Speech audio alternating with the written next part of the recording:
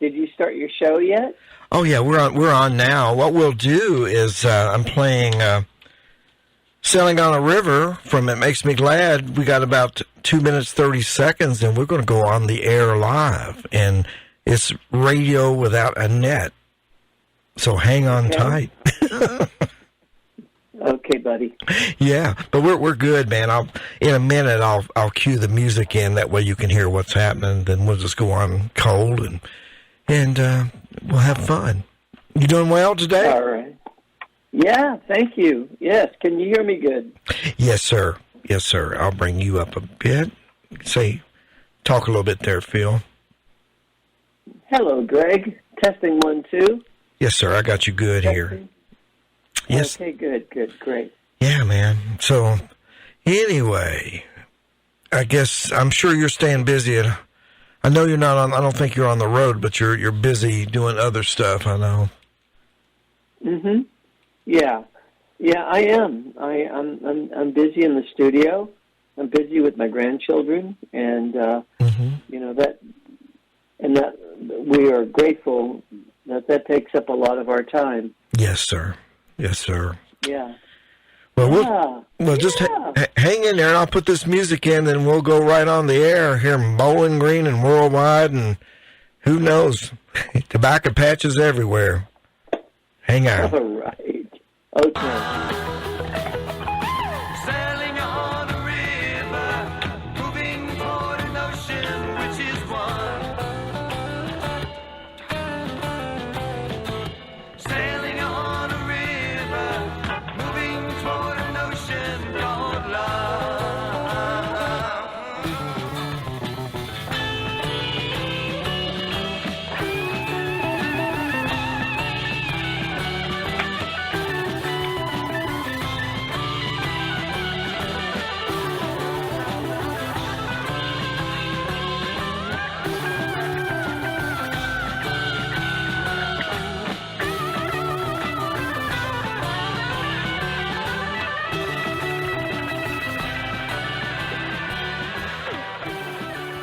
Glass Harp here on the Lowdown Hoedown, D93, Bolling Green's classic rock from the 1972 release That Makes Me Glad, Sailing on a River.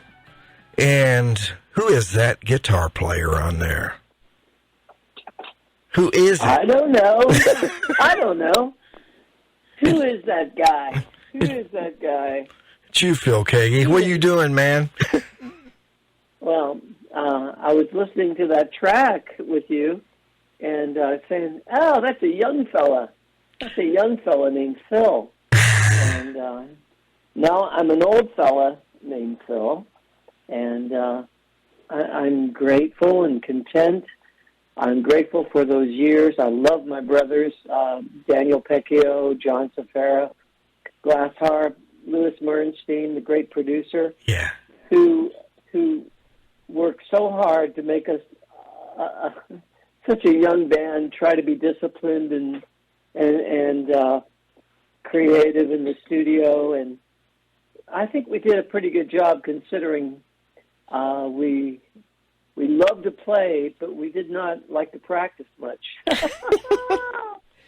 Well, back then... You get that? Yeah, absolutely. Well, back then, there was a lot of practicing on stage, weren't there? A lot of jamming? A lot of jamming, a lot of experimentation. Yes, sir. You know, because Daniel and John, you know, Daniel is bass player and John is, you know, drummer. Mm-hmm. Both phenomenal players. Oh, absolutely.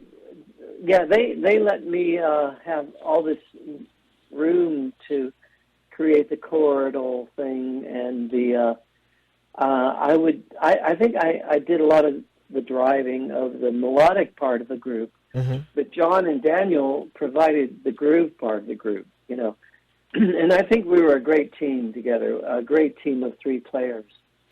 You absolutely were. It's a great three-piece band, and not just you know, there was three-piece bands out there at the time. You know, Cream, you and I love Cream, and we've talked about that. And there was other groups like, you know, Hendrix and Blue Cheer, but you guys were drawing from different influences.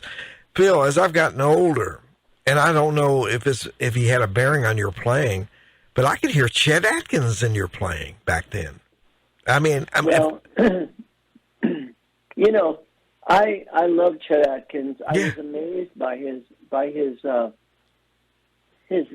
tone and his ability to play as he did with his style. Mm-hmm. And but the thing was, you know, I was probably, being from Ohio, mm-hmm. I think I was influenced by a lot of the stuff that was more mainstream at the time. Sure. You know, I mean, I've lived in Nashville for almost 34 years now. Yeah. And I've met Chet Atkins, and I've been to his house a couple times. And he was so gracious and so complimentary of my mm-hmm. guitar playing. I just couldn't believe it. You know, he just paid me such a sweet compliment on my style. And he said, "Phil, you create a great atmosphere with your guitar playing."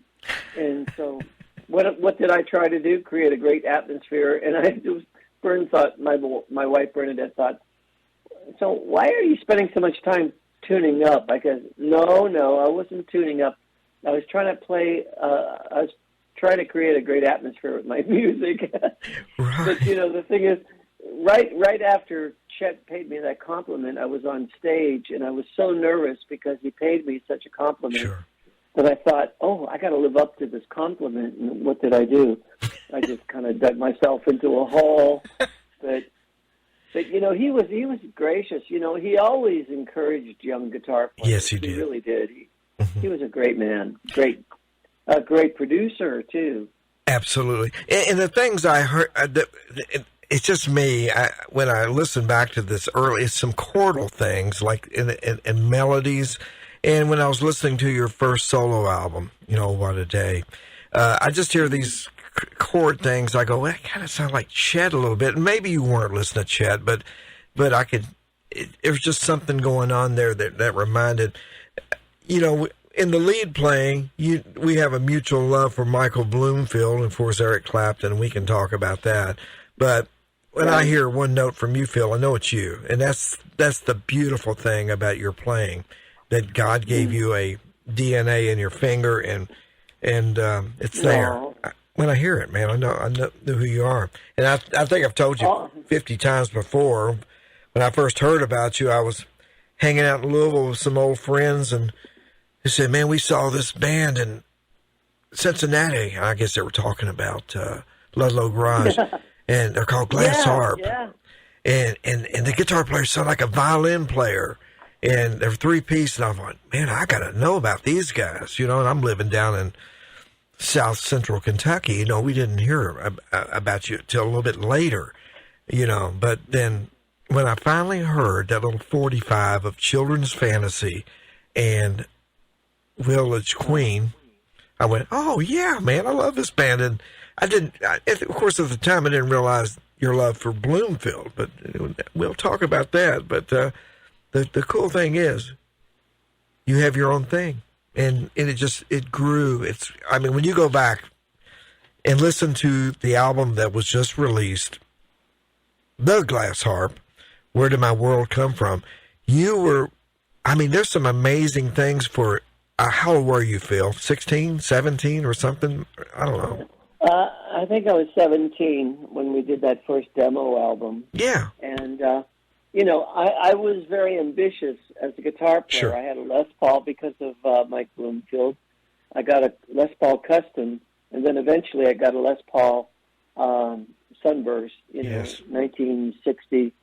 And, you know, he was such an inspiration because guitar players like Mike Bloomfield and Joe Walsh and Peter Frampton and Eric Clapton, these guys, because of their style, they said to me, musically, they said, just relax. Say something with your guitar playing. Try to say something. Yeah. Because if you listen to that Glass Harp demo album we did that's been released, you know, called Where Did My World Come From? Mm-hmm. I mean, you could tell that I'm just a young teenager trying to play as many notes as I can. Yeah. But I was onto a good path. Good path. Yeah. And but then what happened to me was a miracle took place in my life. Yeah. And in 1970, I had a tragic thing happen in my life. I lost my mom in a car accident, and she died. She died a week after the accident. And then my older sister led me to faith in Jesus Christ. Mm-hmm. And from that point on, from February 1970 to September, when we started recording the first Glass Harp album, my life had changed so much, and so did my musicality. Yeah. The way I began to play the guitar, all of a sudden there was a peace in my playing. There was I wanted to say something with every note, you know. And I was still young. I was still a teenager at the time. I was still 19 at the time. But I had grown up so much because of the Lord's good mercy in my life. And I think he led me on a straight path. And I'm grateful for that experience that I had, even to this day, Greg, really. I know you are. You've been such a mentor, influence on me. Spiritually, oh, you have. When I met you the first time, I was a prodigal a little bit, and I'm around Phil, and I meet Phil through our dear friend Neil Williams, and I don't know if you remember this, Phil. I came to your house and visited with you and Bernadette, and Headhunters were going through some rough times at the time, you know, and the music business had kind of, you know. It ate me up and spit me out and did all kind of craziness. But I'm going, man, Phil is so at peace with where he's at. And the Lord spoke to me and said, well, it's because of me, you know, the Holy Spirit. Yeah. And it wasn't very long that I got back on the right path. And one of the things I remember, Phil, after hearing about Glass Harp and you, I picked up a Song Hits magazine or a hit parader, and there was the little picture of you guys outside, and you actually talk about how the Lord had given your playing direction. I don't know if you remember that little article, but and it really intrigued me, because at the time I was playing gospel music in little churches, and I'm going, you mean you can actually turn up in a church and wiggle a string around and play from your heart, and you know, and it planted a seed. But I think it's where you went when I listened to Where Did My World Come From? Your vibrato hadn't developed yet, you know. I had the spastic vibrato, didn't I? It was so strange. Me too. I didn't know what was I trying to do. I was trying to be Bloomfield, Jim McCarty. I was trying to be that fast quiver, that fast vibrato. Sure. But it wasn't natural. It wasn't relaxed until, you know, after I felt like when I knew I was born again. Yeah. And then I said, just relax. And I want to tell you that players like Eric Clapton, Peter Frampton, Joe Walsh, and Michael Bloomfield, they taught me how to just play something from your heart and don't strive. So what happened was I ceased from striving. The Bible actually says, cease striving and know that I am God. Mm-hmm. And I think because God came into my life and I had a personal relationship with Jesus Christ, that he said, not audibly, but I just felt it in my heart of hearts that I could be who I am. I could be Phil Keaggy, the short guy with 9 fingers, that just loves music. I love music. I love all my influences, all my heroes. And they've all affected my life, from Duane Eddy, Chet Atkins, George Harrison, Nookie Edwards, James Burton. I mean, so many great guitar players that influenced my life. But then I realized that I had my own sound developing, and that was a very, very beautiful thing. Absolutely. You do. You have your own, your DNA. You could pick up anybody's guitar, and I've seen you go from when you came up to the studio at Glasgow a few years back and we put you through 2 or 3 amps, I'm going, well, they all sound like Phil, but when you got onto a Fender, I can't remember if it was a Super Reverb or whatever it was, then I go, well, that's the Phil I really know right there, And I think we were trying to plug you into Marshalls and everything, but it was still there. But, it comes from your heart of hearts to your fingertips, man, to your DNA. It's just there. Well, if you remember the Glass Harp live at Carnegie Hall. Yes. I had my Les Paul, my 71 Deluxe, with humbucker pickups put in it by Virgil Way. Yeah. And I was up there playing on that concert, and I didn't have any pedals except for the tremolo and the reverb pedals for the amps itself. But John Markovich had souped up my twin reverbs, and they had the best sound. Those amps sounded so good with just a guitar, no pedals in between except for the reverb and tremolo. Sure. And it just allowed me to express my dynamics through my volume control. My volume control and my pickup selection switch on my Les Paul were always active and always moving and always involved in my sound. And then what I wanted to speak through my guitar, my voice, which I think is my number one voice. My guitar playing is really my number one voice. My vocal voice has always been secondary to my guitar playing, although I'm grateful for the songs that I felt inspired to write over the years, from, What a Day to Love Broke Through, Emerging. Yeah. Yes, I love those albums. Phil, well, I didn't, and I'm ashamed to tell you, after Glass Harp, I kind of lost track of you for a bit. And, I didn't hear What a Day at first, when it first came out. I wished I had of. 'Cause I love that album. There is such a spirit on that album. There is such a... I love that. I agree. That album, to me, is, if I could use the word anointed... I believe it. I think of all the albums I've done, and I've done dozens, I think What a Day is the most spiritual album I've ever made. Really, I do. Because I've gotten letters from people who said, a friend of mine said, you've got to listen to this album. And they were, depressed. They were downtrodden. They were so lonely. They were so without hope and without any ambition to live. And they'd say, I've listened to this album and it touched my heart in such a deep way. Thing is, when I heard the mixes of the album itself, back when I was just, 1973, I was 22.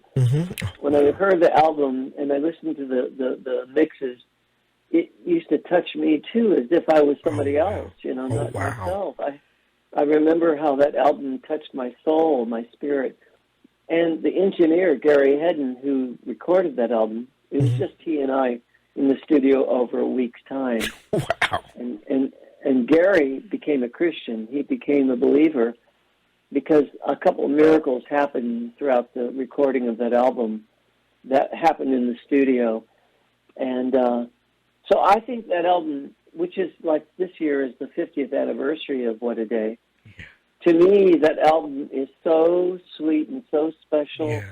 And there's such an innocence about it. I'm young. I'm not very professional, but I played all the instruments. I sang all the vocals. But there was something spiritual about that album. And if you get a chance, just listen to it, Phil, I listen to it. I think it could really touch your heart. I listen to it every week. There's 2 albums. Oh, I do. I've listened to it today and yesterday. I've got it in matter of fact, it's in my hand right now, the CD version of it with Love Broke Through, which is a great album too, but there's something about that first album that has just touched me. And let me tell you, when Ruth and I first married in 1979, there was a little Bible bookstore about 2 blocks from where we lived in Glasgow, and I went over there one day, and there the album was.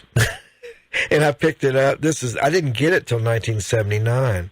I didn't, the first vinyl copy of it. I missed it somehow, and, but I love that album. I'll tell you that album and Pet Sounds are both albums that just touch my heart. Those two right there. Oh my goodness. Oh my goodness. Yeah. You put me in such great company. Thank you. Well, man, I mean it from my heart. And I wrote a big essay on Pet Sounds for Vintage Guitar Magazine a few years ago, but I really want to write one about your album, and I will, because it touched me. Thank you. Brian Wilson, their album was spiritual too, but I think they were searching. I don't know. I know that Brian was going through a lot of stuff at the time, but your album, the Holy Spirit is all over it. Man, he was directing, he was producing, and it's just beautiful. I think so. Yeah. Well, side one is a proclamation. If you go from, that is what the Lord will do for you through Rejoice. Yeah. That's a proclamation of the gospel. And side two, which starts with What a Day and ends with I Will Sing, that's like, now you're in the presence of the Lord. Yeah. And it really happened. I mean, it really happened. 2 weeks after the album was finished, Gary Hedden, my engineer, brilliant engineer, brilliant man. Yeah. He called me up and he said, Phil, I got to tell you, I just heard the Lord's voice tell me it's time. Just give me your heart, That's amazing. And he did. And it was because of that project. So I have such an amazing memory of that time. I was a young man with hair, with a beard, and just this love for Jesus, and because of my relationship with Jesus, I got to meet a young lady. Her name is Bernadette. Yes. And I met her when she was 15, and I led her to the Lord when she was just 16, and then she became my wife when she was 18. And we're going on 50 years of marriage this summer. And that's amazing! Congratulations, that's beautiful. Yeah, and she's been with me through every step of the way, every album, every song, and such a great support to what I've done. But I have so many people to be thankful for. I mean, so many people. Yeah. I'm so grateful for the influences in my life. Yeah. And, some of those people weren't Christians, but they were gifted by God. Mm-hmm. And I acknowledge that. And, of course, God loved every one of those people, too. Absolutely. Absolutely. I was listening to a interview with Buck Herring recently. I think it was, or Matthew Ward or Annie. And it was on YouTube, and they flashed a picture of you and Bernadette when you were y'all must have just hadn't been married long. And you're both reading the Bible. You're both reading the Bible. It's the sweetest picture. I think it's when you were on the road with Second Chapter. You were out there on that How the West Was Won tour, I guess. And I missed that too. But I want to backtrack just a minute, because as much I love Glass Harp, I know there was a lot going on in your life before you met Jesus. And I'm sure you were searching. I'm sure you were, I was searching as a youngster, and I really, really wanted to know God. I really did. My mom was such a wonderful influence in my life. She was so encouraging to me musically.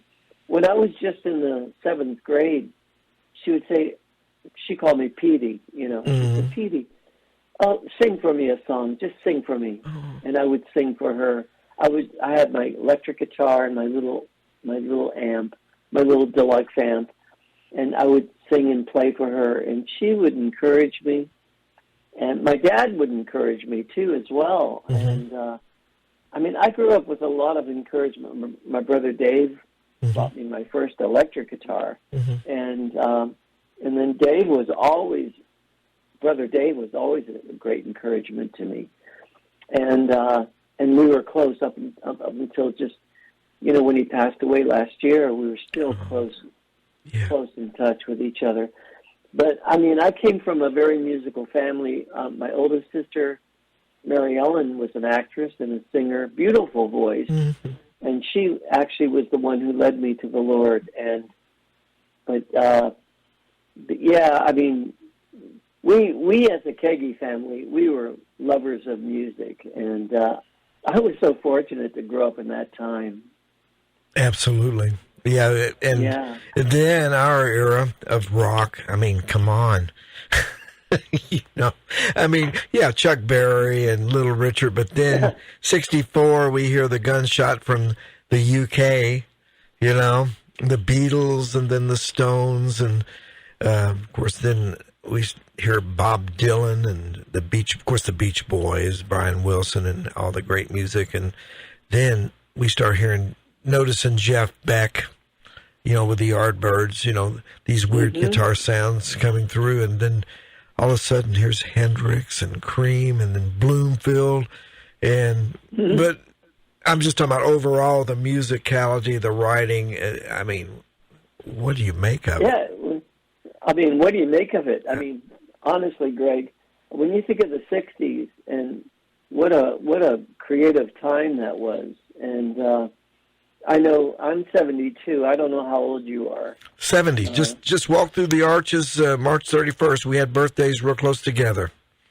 Oh, happy belated birthday, brother. You too. I sent you a message. I'm not sure if you got it or not, but I missed it by a day, but happy birthday to you too. Belated, you know. Oh, thank you. Yeah, thank you. Yeah, it's hard to believe I'm 72 because mentally I still feel like a young person, but then I get up in the morning and I look in the mirror and I go, yeah, I remember you.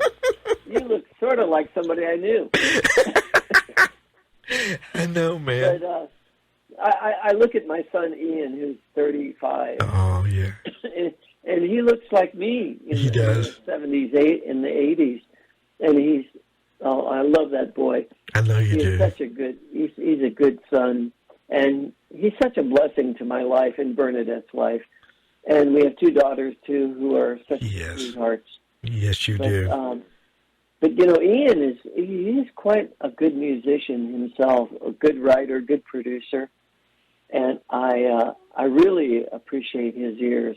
But he learned a bit from me back when he was a teenager. He did? When he said, Pops, I think I want to be a guitar player. I said, okay, I'm going to teach you. And he said, but I don't want to learn any bar chords. They're too hard. I said, no, you'll be okay. I'll show you the bar chords. He played some drums, too, right? A little bit early on?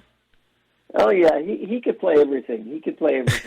I know, man. And in fact, on the 220 album from 1995, there's a tune called Ian's Groove. That's right. Where he was playing the bum bum cap cap bum bum cap bum bum bum cap, and I just looped it, you know, with my Jam Man, which I got because of Chet Atkins, and I just looped his drum, and I created a whole song around it called Ian's Groove.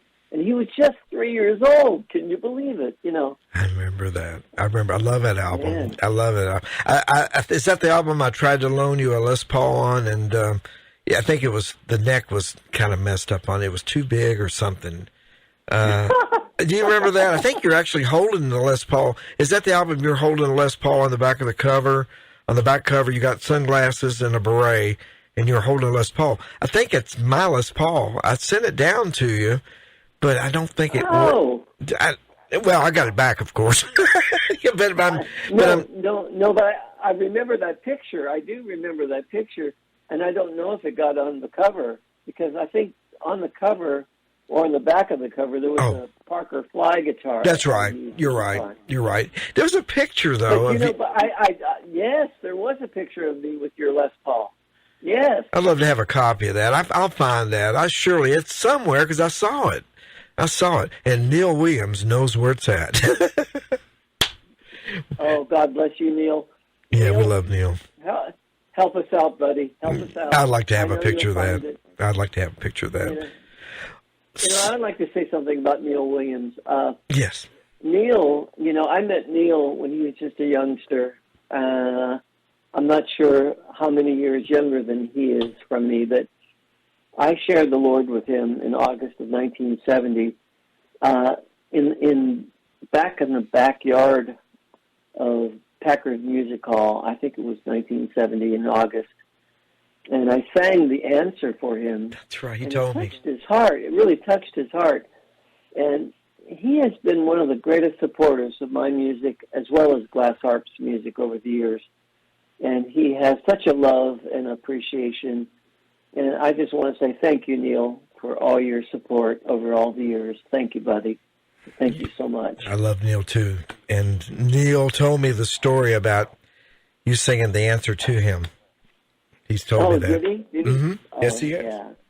Yes. And, the song is so simple, and I'm not a great singer. I've never been a great singer. My first instrument is my guitar playing, but I wanted to sing about the Lord, and I wanted to sing about the things that matter in life, my family, faith, loyalty, goodness, mercy, truth, the best I could. I think you sing great. I've always loved your voice, but, I beg to differ with you on that, but I'm not going to disagree with Phil Keaggy. I mean, no, what I'm saying is I love your voice. I don't want to, I think your voice is wonderful. Well, it's interesting because, I'm still singing. I recorded a couple of songs this week, and my voice is, I can hit the notes, but I sound definitely older, and the gentler bits, don't come as easy. And I think that's what happens when you get older, but I can still hit the high notes, but it's the gentle lower notes that I wish I had that pure tone. But, that's what happens when you get older. You lose those pure tones, You have such a good vibrato in your voice, though. I just can't find my vibrato in my voice, and it just keeps me from wanting to sing that much. The pitch is there, kind of, but you must have developed that vibrato early on in your voice. It was just there, right? Maybe. Well, you could always plug a mic into a Princeton reverb and turn the vibrato up. Yeah. Here's Greg Martin, vibrato, compliments of Fender Princeton reverb. True. I guess, there you go, man. I guess I could do that. But I love your... Do you remember Tommy James and the Shondells? What was that song? Crimson and Clover. Yeah. How about it's only words, and words are all I have. Still your heart away. Okay. Oh my goodness. The Bee Gees. I love the Bee Gees. Well, those early Bee Gees albums were life-changing. I remember when I was in the band called the Volume 4 New Hudson Exit, and our drummer, Bob Barbone, he said, "You've got to hear this album. It's called Bee Gees First." And it was beautiful. It was a beautiful album. It was great, and it was loose, and it was very honest. Yes. And, it was their first album, and I love that early. I do too. Definitely. I do too. Hey, listen, and no disrespect to the disco era, if you took those songs they did in the disco era and you just did them acoustically, they stand on their own really well. If you take away the disco drum beat, but those first Bee Gees, like To Love Somebody, New York Mining Disaster. Words. I've got to get a message to you. To Love Somebody was actually written for Otis Redding. They wrote that for Otis Oh. Redding, and I don't know if he ever recorded it, but but To love somebody Yeah. the way I love you. yes, Yeah, yes, yeah. I love that song. Yeah. Yeah, that's wonderful, Wow. man. Great stuff. The 60s, there was so much creativity. 70s, too, as well. There was, absolutely. And so I guess the Bloomfield influence happened, because what I want to talk about a bit is the transition from glass harp into your solo years, because there was a great movement of the Lord going on at that time, not just in Costa Mesa and California, which we know Chuck Smith and what was going on out there, but it was going on everywhere, and It was going on everywhere, and no movie maker can cover the whole picture, No. because the picture went from the West Coast to the East Coast, mm-hmm. with Ohio in the middle, and Kentucky in the middle, Yes, and Tennessee in the middle, and Alabama in the middle. I mean, I'm telling you, God was working, touching people's hearts all over the country. It was a great revival. it And it was was. a beautiful time. It was a beautiful time. And I think that we are on the verge of that kind of revival again. I do too. I feel it. And it's not up to us. It's not up to us. It's up to God. It's up to the Holy Spirit. Exactly. And the thing is, I want everybody to know is that God, the Creator of us all, He loves us. He loves us. He cares for us. He cares for our souls. He cares for our all the things that damage us. He cares about that stuff. He cares about our hurts and our failures. He cares about our depression. He cares about our loss of hope. He cares about all that stuff. And if we call upon the name of the Lord, we can be saved. Yeah. And being saved is not about just salvation after this life. It means being rescued in this life, in this world. Yeah. And the thing is, I just think the gospel is the best news we've ever heard. It's great. You've got the mainstream news, but it's not good news. It's not. No. It's so depressing. Yeah. But if you want good news, go to the Gospel of John. Go to the epistles of John. Yes. John 1, 2, and 3. Mm-hmm. And if you want good news about how much God loves you, just read those books. The Gospel of John, 1st, 2nd, and 3rd John, and you'll understand that God loves us with an everlasting love. It's so good. It's so good. It's so good. It's so good. Absolutely. Phil, I know you read every day, but what is your favorite go-to? Do you like Proverbs, Psalms? What is your favorite go-to in the Bible?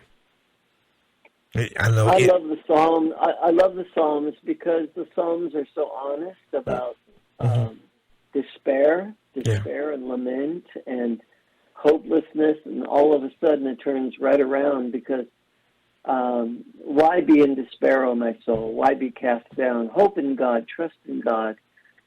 He is the help of my salvation, and He puts my tears in a bottle. He saves them. He understands our heartache. He understands our hurts. He understands our disappointments, our failures.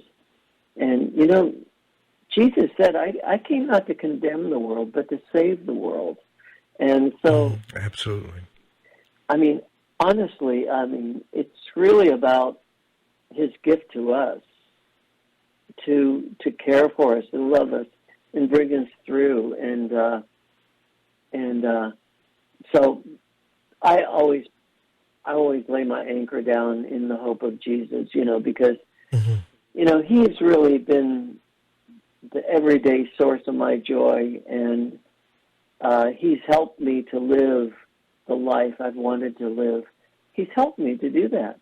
He's helped me to love my wife better, to love my children better, to love my neighbors better. Yes. And I, I'm not perfect. No way. I'm not perfect.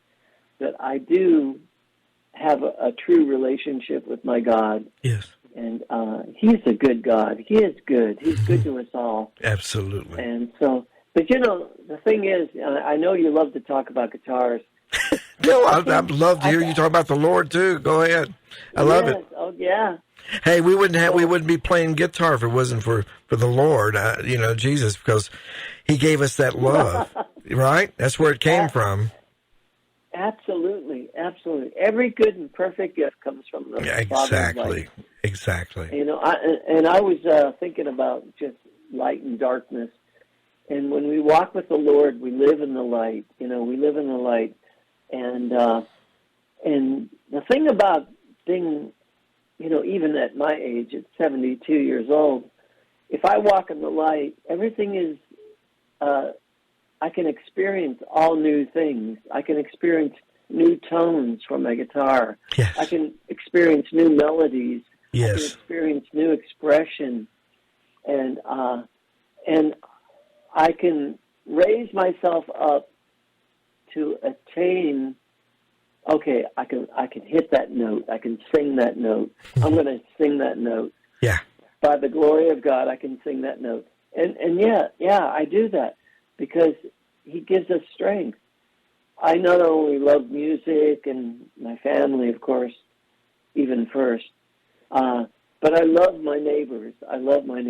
And I love serving them in any way I can. Yeah. It's more than the music. It's about living in life and loving. And yes. So yeah, you get that, don't you? Absolutely, I get it, 100%. And you've been such a good friend and planted some wonderful seeds back for many years. Even back when I didn't know you, you were planting seeds with me. And I just owe so much to you, but because you led me to the Lord, back to the Lord, many years ago. You really were a big reason, and I thank you. And I know there's a lot of people. I'm saying this over the air, folks. This is I consider Phil a dear friend, and I love his family. I haven't seen Ian in a long time, and the girls have grown up now, Yeah. Oh, yeah. I remember coming down your house many years ago. You and I sat in the living room, and we played some Michael Bloomfield blues together. And Bernadette said, "Okay, boys, now, Phil, you got to go get the kids at school or something." I can't remember, but it was so much fun, man. Just we both have this love for Bloomfield, but there again, music, gift, and the love for music come from the Lord. It was a gift given to us, and we never forgot that, And never forgot that. It's interesting, Greg, because when Glass Harp played in K-San Radio in 1971 at K-San Radio in San Francisco, we did a live simulcast, that went out on FM radio. Sure. And we opened up for Michael Bloomfield and his band. And Michael, he didn't realize that we were actually playing our actual set. And he came and he brought his guitar, put it up on the stage, thinking we were sound checking. And but we were just doing our set. And then afterward, the promoter said, "Would you like to jam with Phil?" And he declined. But I remember that I wanted to play my best Bloomfield that I could ever play. And I think on the Glass Harp Stark Raving Jams collection, which is on Glass Harp Bandcamp, there's something called California Jam or something like that. Yeah. That was from that date, that actual date. And, I really wanted to play with Michael, but he declined for some reason. For some reason.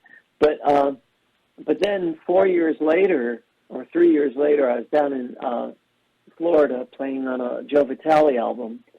Oh. And I went walking about in the studio, Criteria Sound Studio, and I happened to notice that Michael Bloomfield was in one of the, Studio A down there. Yeah. And I had to go meet him, and I said, "Excuse me, I'm sorry to interrupt you, but I had to say hello. My name is Phil Keaggy. I play with Glass Harp. We opened up for you 3 years ago in San Francisco." And he said, "Yeah, man, I remember you. You're that little guy that played his A off." I love that. Hey, He said, actually, you're that little guy that played his ass off. You probably scared him, I guess. No, I don't know what happened, but I mean, I was such a student of Michael playing at that time, and yes, I remember. Have you ever heard any of that recording? Any of those recordings? You talking about Stark Raving Jams? Yeah. I've got. Yes, I've got that. Sure. I think it was called California Jam. I'm not sure if I've got it with me or not. Wait a minute, hang on. Maybe I do. Bear with me, people. That was the very night that I opened up for Michael, and of course he was my guitar hero. I mean, yes. I elevated him above everybody at that time. He was my favorite guitar player. Well, I missed his tone. Yeah. Yes. I missed the butter. Yes. I didn't catch the Butterfield years, Phil, but I first, I kept reading about there again.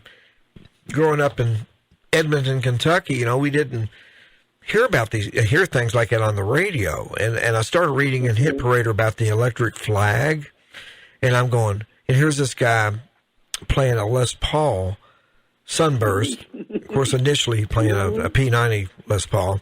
And I'm going, oh, man, because I've seen John Sebastian with a Spoonful playing a Sunburst Les Paul, which I thought, oh, those are cool guitars. But then when I got Electric Flag and Super Session, and I hear that, I'm going, oh, I like the sound. And okay, so let me ask you this. Yeah. Can I ask you this? Yes. So Super Session was the humbuckers, PAS, right? Yes. Yes. But are you talking about like on Another Country, on Electric Flag, Another Country? Was that his Les Paul with the P90s? Was that? I really think that's humbuckers. I think those humbuckers were not really wound. I don't think they're really overwound, and I believe he had it on the middle position. Yeah, of course, yeah. The middle position. I mean, unless there's somebody can verify he was using because in the early days of the Flag, he did have the Dan Erlewine P90 equipped guitar, and let's see, okay, the story is Michael was famous. He started playing the Telecaster, and everybody started grabbing tellies. Then he gets the gold top, and everybody starts grabbing gold tops. And then Bloomfield trades Dan the gold top and a few bucks for the Sunburst Les Paul. But listen, but think about this. When they played Monterey, he was using the Sunburst Les Paul. And I don't think the album was completely done yet. And he did switch over to the Telecaster at Monterey. So I almost think the first album, the Electric Flag, I think both guitars are represented on there. I do. And maybe even there may be a tip. So I don't know, Phil. What do you think it's the P90s on that one? Well, there is a certain tone on Another Country that doesn't necessarily sound. Mm-hmm. It sounds like there were two P90s on a. They could be. Top, and the tone was just amazing. Yeah, I know. His vibrato and his emotion, the emotion that he played just grabbed my soul. I have to say, it really grabbed my soul. I know. It really grabbed my soul. And I go, oh my goodness, this guy. He's my favorite. Well, he speaks to me. And then I was this little 17-year-old kid trying to play like him, but I couldn't do it. I couldn't do it. But I tried. And eventually, like with a song like Stay Home Baby on All at Once, Oh, yeah. Last time you were on the show, we talked about that because Al Cooper's on that, correct? Yes, he is. Yes, I love that. You got that tone. Yeah. You jumped on that tone. I got the tone. I think I got really close. So what'd you do? Tell me what you did to get that. Did you go back to a Fender amp? I'm sure you went. Did you go? You surely did. Of some kind. You're not going to believe it. Okay. I played my Les Paul with the humbuckers, Yeah. into a compressor. Oh. It was a true tone compressor at the time. Okay. With no overdrive into a Vox AC30. Vox AC30. Yeah, I got, there was no overdrive. It was just compression into a good tube amp like the AC30 Vox. And that's not what Bloomfield played through. He played through Fenders, you know. Yeah. But I played through that Vox with a true tone compressor. Nowadays, I play through a Cali 76 compressor, which I love. Wow. I think Okay. it sounds so beautiful on clean stuff and overdrive stuff. It's just Cali 76. Check it out. I will. Well, I can't believe, because, okay, yeah, I've seen you play. Well, we played together a few times at Dallas and different places, and you've played Voxes, usually at Dallas, I think. But now, during Glass Harp, you had the two twins we talked about earlier, and I'm not sure what mods were done to those. I can't imagine that. John Markovich was a genius. And, Okay. you know, after Glass Harp, he ended up being a great sound man for many people. Okay. In fact, he actually was the house sound man for Bjork tours around the world. You know. Okay. So he became quite prominent as a house engineer, but he also was a genius. He knew how to fiddle with electronics, and he made my twin reverbs sound unbelievable. And I used to cover my twin reverbs with a blanket, Yes. so that the stage volume wouldn't be too loud. Right. But they tucked the mic inside the blankets, you know, so that the soundman could get the sound of the amp. Yeah. But the stage volume was reduced. And that was my attenuator, you know, the blankets over there. Exactly. That was your master volume. It was. You know, I saw a picture of you playing with Love Song, which would have been a little bit later, and whatever amp you were using with those guys, there was a blanket over that as well. It was just a deluxe reverb. Deluxe, okay. Amp, Is that the album you used on What a Day, too? Deluxe? No, actually, I used a Princeton reverb. Princeton reverb. Okay. On my What a Day album. It's got some sweet sounds. Oh, yeah. You know what? The thing is, those Fender amps from the 60s had such great tones. Yeah, beautiful tone. You know, Will McFarlane, he just loves his old Princeton reverb. Yes, you know? he does. Yes. And when he plays through his Princeton reverb, it's like, oh, what a great tone. Yeah, And you know, the sound of an amplifier could affect how you play. Exactly. If you got a great sounding amp, it's going to make you play better. It really is. Yeah. I just want to backtrack a minute. You were talking about being in Miami, Florida. I think at Criteria Studios maybe a while ago. You played on Joe Vitale's Roller Coaster Weekend, didn't you? I did. That's the album, because I remember seeing that around 74, and I'm going, there's Phil Keaggy. He's still he's playing, but I didn't realize I missed out. What a Day for some reason, but I was able to find Love Broke Through in 76, and then then about a year or two later I found 79 I found. I'll tell you what happened. Sequence of events. Okay, please, yeah. April of 1974, I played on a Paul Clark album called Good to Be Home. Yes. No, it was Come Into His Presence. Okay. All right.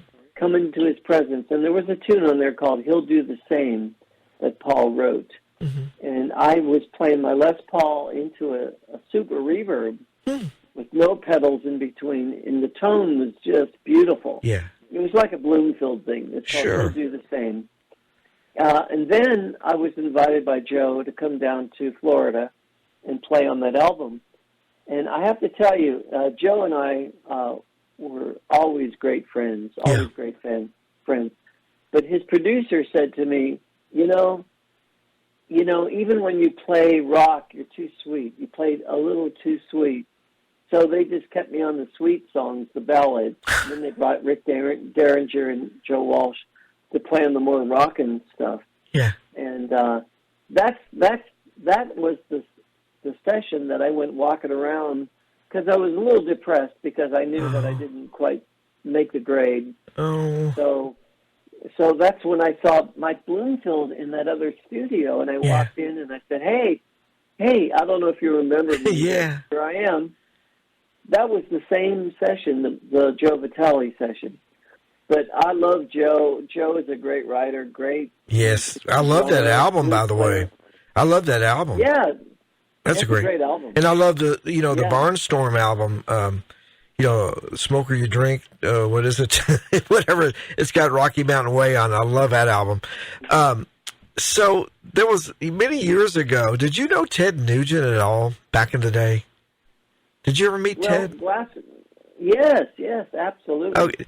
Go ahead. Glass Harp opened up for Amboy Dukes about 2 or 3 times up in Detroit, and that's when I got the idea. I got to get some Electro Voice SRO speakers for my twins. So because of Ted Nugent, I bought these 4 Electro Voice SRO speakers for my 2 twin reverb amps. So I'd had 4 12-inch speakers. He was great. I just thought he was an amazing guitar player.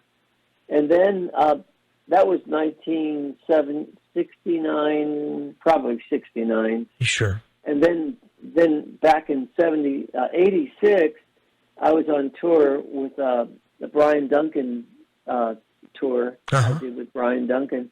And we had a group. We were up in Detroit, and we were at a restaurant, and I noticed that Ted was in the corner of this restaurant, and when he passed by me, I stopped him. I said, "Excuse me, Ted. Hey, I'm Phil Keaggy. I don't know if you remember me, but my band Glass Harp opened up for you, many years ago." Yeah. And he slaps me on the back, and he goes, "I remember Phil Keaggy, man, but I sure don't remember you." Which is weird because I still had hair. Golly. And he actually sat down and he talked to me, and he was just joking. Oh, okay. He was very friendly. Yeah. He just wanted to mess with me. That sounds like Ted. I've been one-on-one with Ted, and I've been with him in a room. He's more in a room with people. He will mess with you a little bit. Well, now I heard years ago that he wanted. So it was either Walsh or him wanted you to show him something. You just said, "Well, can I share Jesus with you?" Is that true? I like it. Probably. Okay. I mean, I just always wanted to share Jesus with my fellow musicians. Oh yeah, yeah. That was a highlight in my life. I mean, I felt really kind of complete when I would be able to play and play how I wanted to play and express myself as a guitarist. Yes. But I also wanted to express myself as a believer. Yes. And that was very important to me. Yeah. Glenn Schwartz. Guitar Glenn, you knew him as well, right? Not very well. I met him a couple times. Oh, okay. I was just curious. I know he passed away about 4 or 5 years ago. He was with Pacific Gas and Electric, and he was with not Joe Walsh, but he was with the James Gang before Joe Walsh. I didn't know if you guys ever were around each other. I didn't know. Well, I met him a couple times, and I thought he was really a fine guitar player and a nice guy, really nice guy. Sure. But we never hung out together much. Gotcha.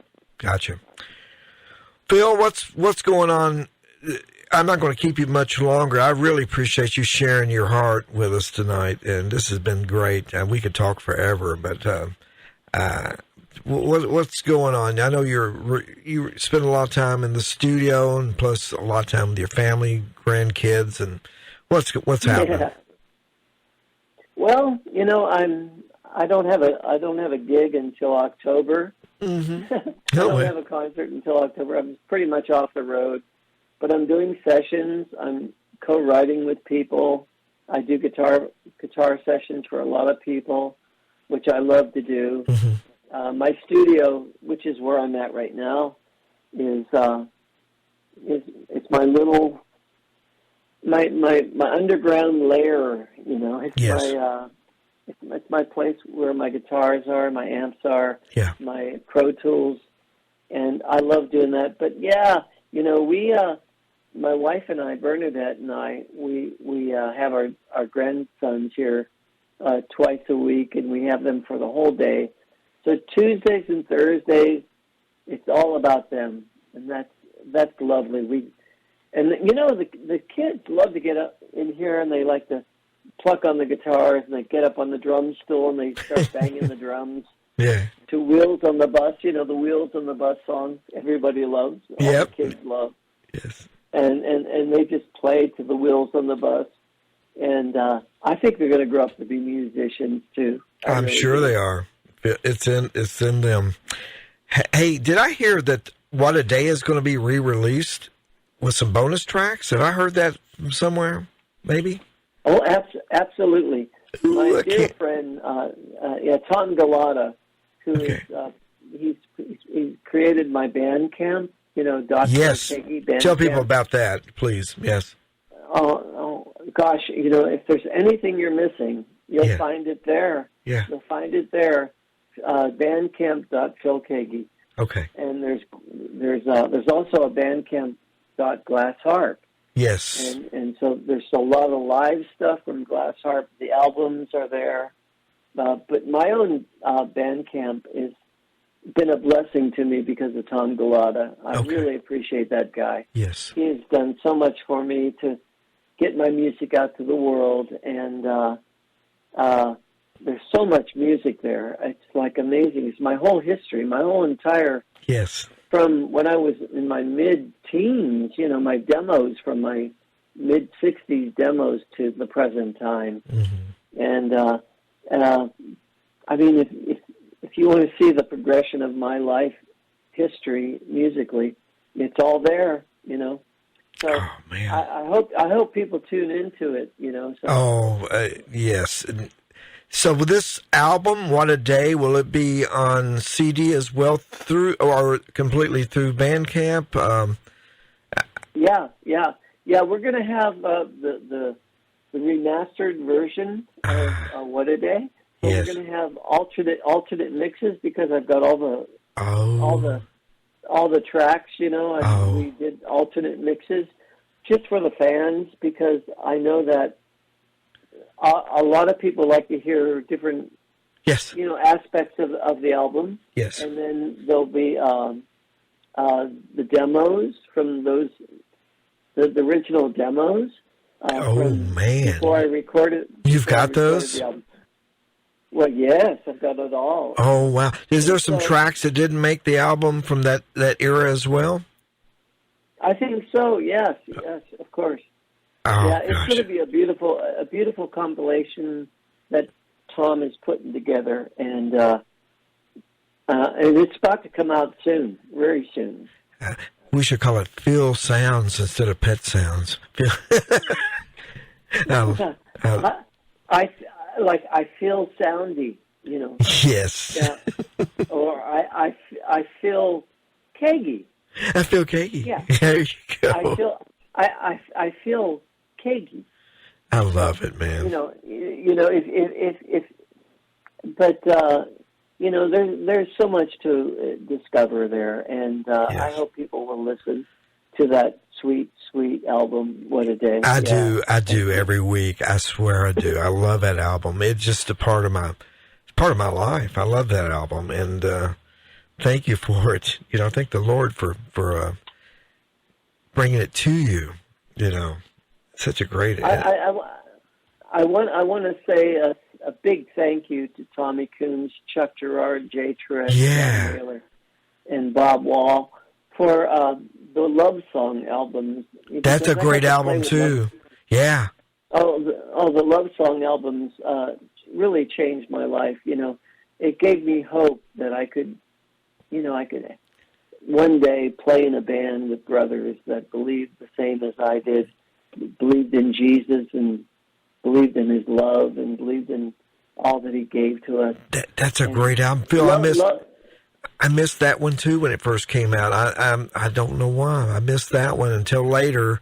And yes, it's got the same spirit as your first album. It's got that spirit, that it just. Well, yeah, it's probably because I had been listening to the first Love Song album before I did What a Day.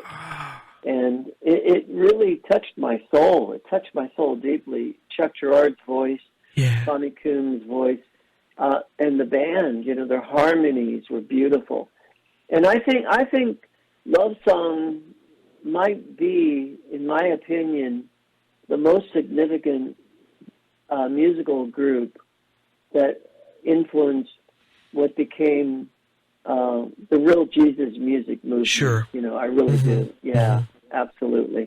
I love those guys. They're so great. I met Tommy one time real briefly. Of course, I talked to him on the phone at your house one day. I'm sorry I never got to meet those guys, but I believe some of them live around Nashville. Is that correct? I believe, maybe, or one of them? Yes, Chuck and Tommy live in Nashville and Franklin, Tennessee. And you know what? They are still very vibrant musicians and singers, and I'm telling you, they're like in their mid-70s, and they're still rocking for Jesus. That is great. Yeah. Well, I'll share some Love Song before we go off tonight. I was going to anyway. I meant to bring that up. Phil, and also we want to thank Peppermint Records for the Glass Harp, Where Did My World Come From? I know it's a snapshot of early Phil and John. Very early. I know, man. I am going to play a track from that, and I'm going to play the title track if that's cool with you. Anything you'd like to say about that? Yeah. Oh, of course. I would love to say that I've been a close friend with John Safara since we were in the 8th grade together at St. Christine's in Youngstown, Ohio. And then in 1969, Steve Markland played bass on that first album. And, that fellow was really a talented musician, too.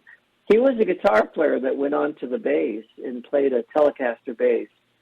And he was awesome. And Steve was part of the development of the Glass Harp in a very significant way. And then he left the band to join the Human Beings. Oh, yeah, nobody but me.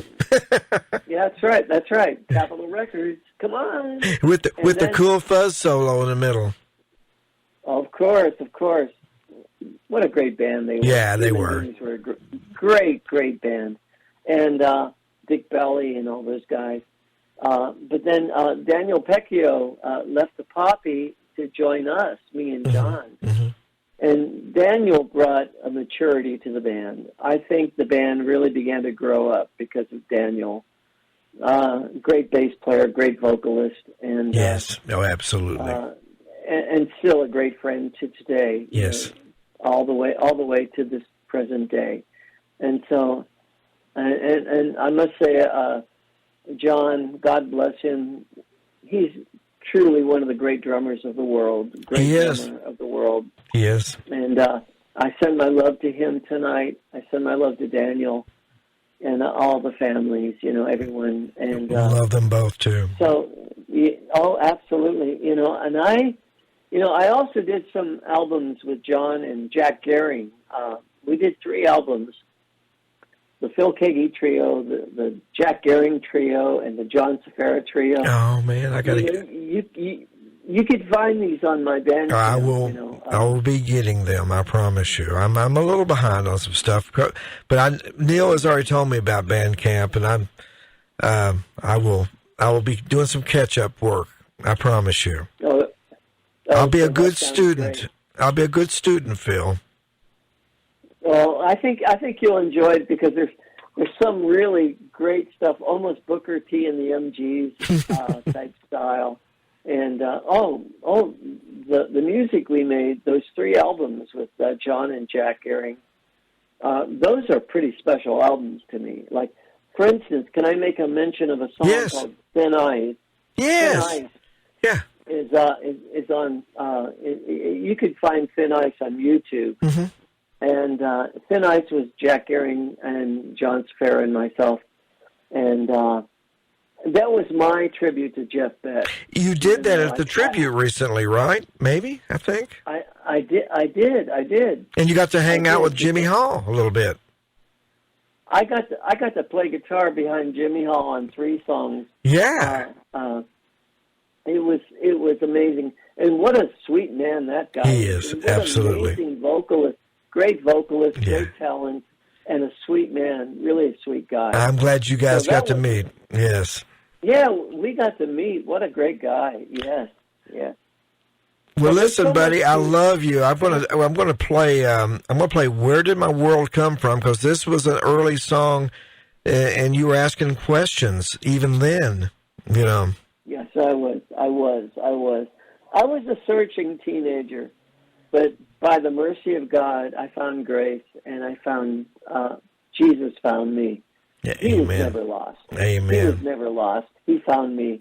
That's So right. I just want to encourage our listeners tonight. Yes, please. Look to Jesus. Look to Jesus. Yes. He loves you so much. He has forgiven us all of our sins. Yes. And we have a great hope because of him.